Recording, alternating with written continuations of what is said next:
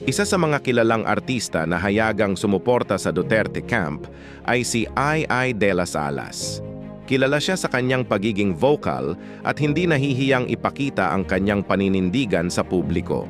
Noong kampanya at sa mga naging administrasyon ni Duterte, lumahok si Ai sa rallies, events at social media campaigns upang ipakita ang kanyang suporta.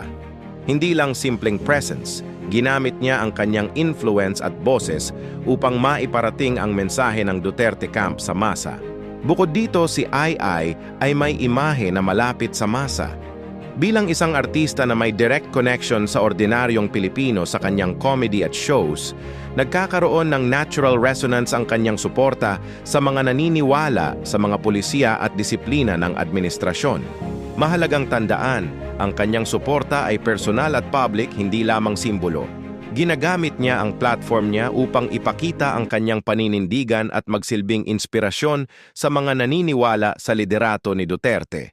Sa huli, si Ai de las Alas ay nakikita bilang isa sa mga artista na nagpapakita ng matibay na suporta at malasakit sa mga agenda ng Duterte camp sa pamamagitan ng kanyang influence at public presence.